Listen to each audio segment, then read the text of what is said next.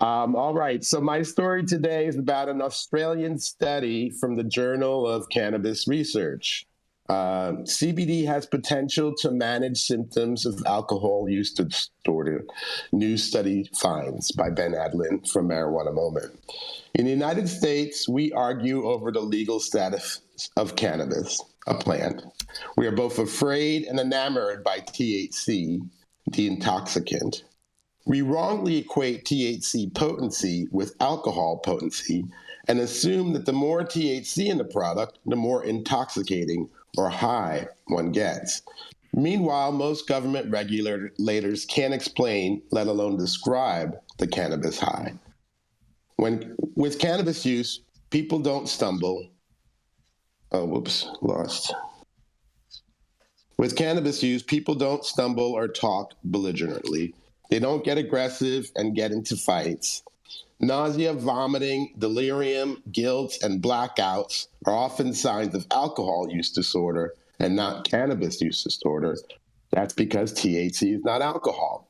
The purpose of this study was to better understand the combined neurological effects of CBD use and alcohol abuse. The authors reviewed over 700 articles to determine the effect of CBD on healthy brains, and then theorize whether these effects would normalize the damage found in people with alcohol use disorder. Alcoholism affects many of the brain's primary neurotransmitters and their dopamine, GABA, glutamate, serotonin, and opiate receptors. Previous research has identified crosstalk between these receptors and the receptors of the endocannabinoid system.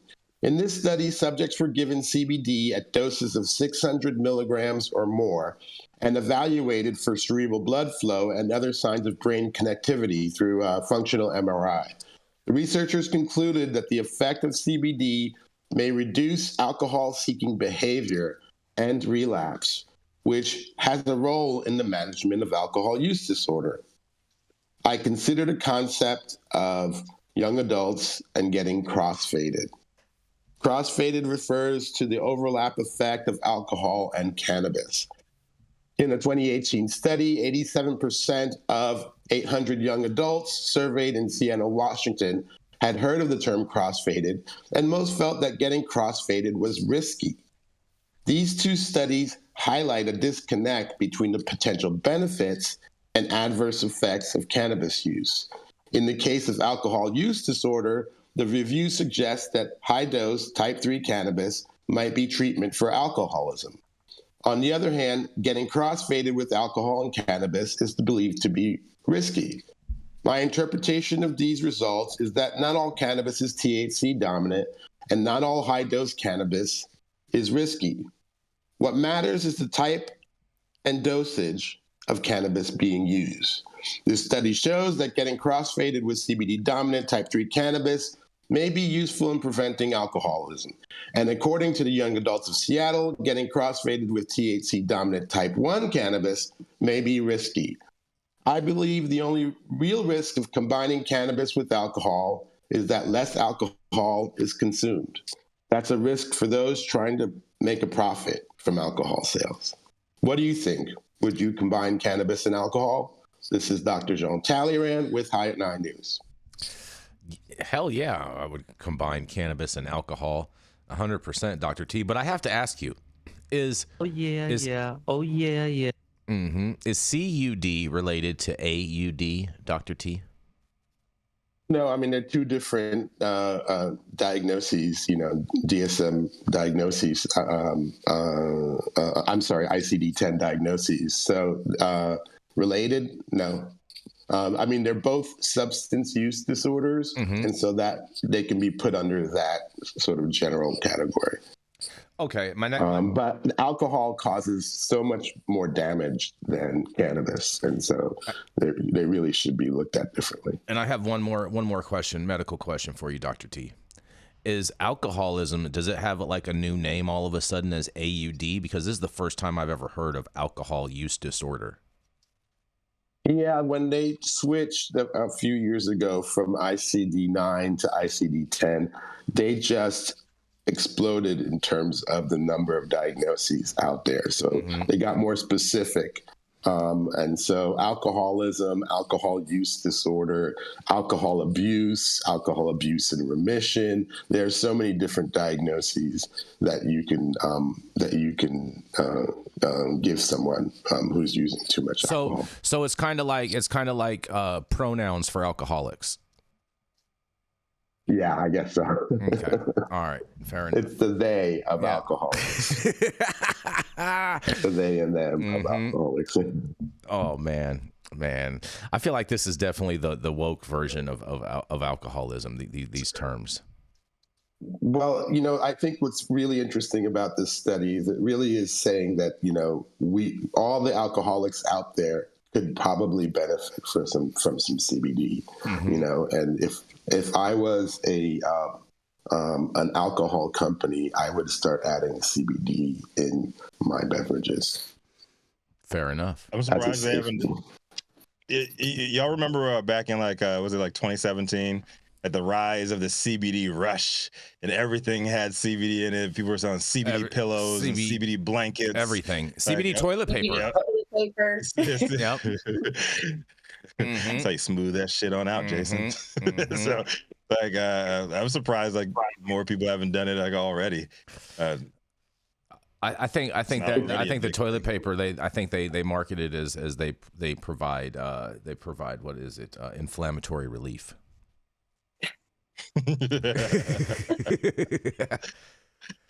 So just go use that CBD toilet paper and chill your ass out. Exactly. Man, I feel bad. Matthew St. Germain had to figure out his microphone situation. I mean, he's a pretty good tech expert. What's going on over there? I am less sad. Hey, tell him to call in. Tell him to yeah. Matthew St. Germain, you can actually just call in. I think that would probably actually work better. Call Adam like we did before. That'll work. Call him in. Jason loves imitating his favorite right-wing AM radio hosts. So call into the show. Who would be my favorite AM radio host? What's that? Who would be? Yeah. The late and terrible Rush Limbaugh. I used to listen to Rush Limbaugh when I was a little kid. You would? Oh no, I did. That's legal. Yep, that was. Yep. Dr. Ruth too. Talk about save the children. Yep. Yeah, right. Dr. Ruth too. When I was a little kid, I remember Dr. Ruth always being on the radio. That explains so much. I like Dr. Ruth though. See, I like Dr. Ruth too. She was a cool lady. Yeah, she had a lot of. So, Dr. T, is this story suggesting that alcohol companies should put CBD in their beverages? Is that the takeaway, or is the story suggesting that if you're trying to quit drinking, you take CBD, or both? Either way, yes. I mean, I'm suggesting to put it in their beverages, but yeah, it's suggesting that if you want to prevent the damages that come from chronic alcohol use, CBD may be useful, not only in just preventing those damages, but in keeping you from and helping you stop drinking, keeping you from relapsing. What happens is when people who are addicted to alcohol, they're constantly hitting that dopamine button, and that means that they just want to keep doing it over and over. They get the cravings and all of that. So by using CBD, it sort of mitigates that, and you don't get as much of the cravings, which is less relapse.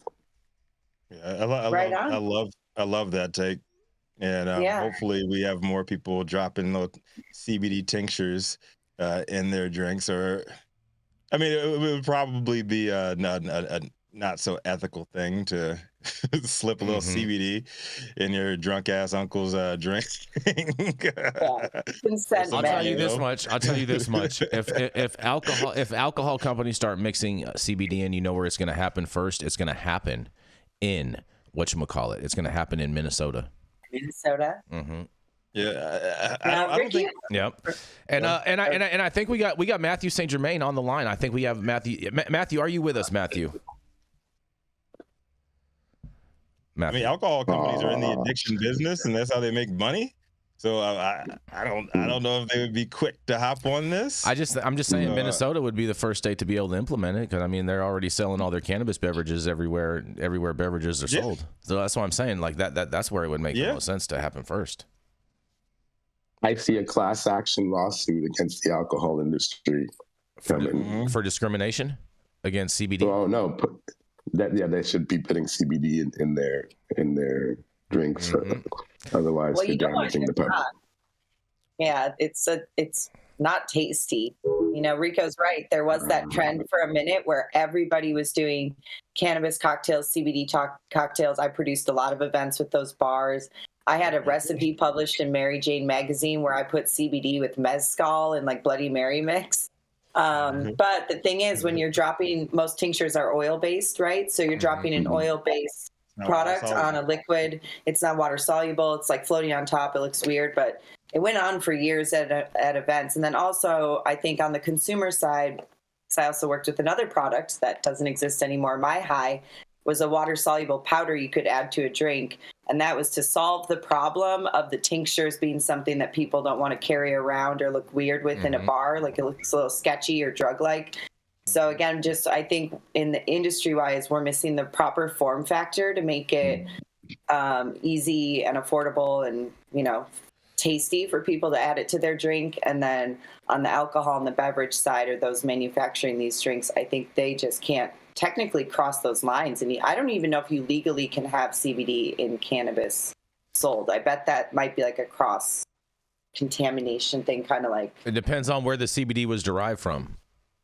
But I wonder if you can even have hemp-derived CBD in alcohol. Like, do we know that? If that's I think under the Farm Bill you could. It's legal. It's legal. I don't see why you couldn't. It's psychoactive. I just don't think that there's been any alcohol companies that have taken that leap or dipped that toe in the water to measure the temperature yet.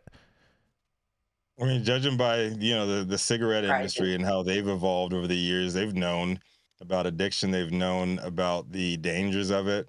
And I would not be surprised if the alcohol industry knew about this, what this study produced years ago, and this might be why they're not going forward with that stuff. Like, do you really want to cut off? Yeah, do you really want to cut off a bunch of people who are continuing to make you billions of dollars? Probably not. Mm-hmm. They might even sell their CBD products under a different label in a different lane to take advantage of that group. And no, they could just make it a collab. Alcohol in a different lane. No, but they just do it a collab. If they know that's going to stop people, if they know it's going to stop people's addiction to it, like I don't think they're gonna cross those paths. Let me ask you guys a question. Point. When you crossfade, when you smoke a joint and drink alcohol, do you drink less? Yes. It depends. Well, it depends. I don't think so. It depends. I don't think if I smoke first, if I'm smoking first, I will nurse the same drink all damn night, and I'll feel great at the end of the night. Be ready to go home. Or I'll be ready to go have a nice time in bed, whether it's by myself or with my lady. And but if it's the other way around, I'm fucked up, man. If I drink first and I smoke after I've had a few, like. I'm wasted. I don't know. It all depends. I don't go harder or softer just because of Dr. T. Like if I'm drinking and smoking, I'm drinking and smoking, and that's just what it is.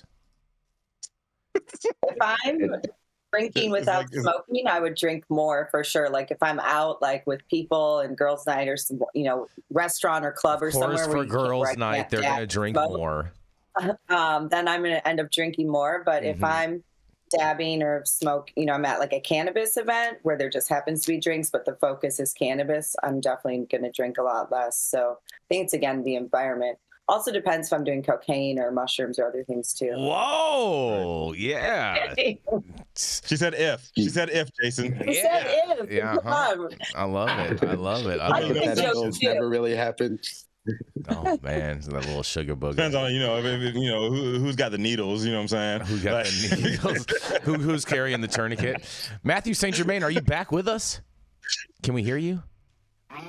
Can you hear me? I am on my phone. Yes, we hear you. Yes. Yeah, bro, we hear you. Yes. I've got a gnarly echo. That's all right, bro. You sound like air traffic control. Yes. Breaker 19. Yeah, exactly. I'm deep in the 15th dimension. You got a time traveler on the line. Yeah, exactly. Breaker 19. Hey, Matthew, weigh in. Would you do you drink less when you smoke a joint first? I would. I don't drink at all. Drinking just there you go. Okay. Yeah, drinking lowers one's ability in every way. It basically is a de-optimizer. It makes you slow. It makes you a great rapper. It makes you fat. It makes you puffy. It makes you sweaty. Drink mushrooms. Right. Tea. Yeah. So 3 out of 4 high-at-9 correspondents drink less when they smoke first. I'm not sure. I don't Why? know. We just did the survey. We did just do a survey. Fair enough. I'm not sure if everyone's telling the truth, but whatever. It's okay. I've hung out with a few of you guys. As in you, you're not telling the truth as always. Never. I can't lie. I don't even know how to do that.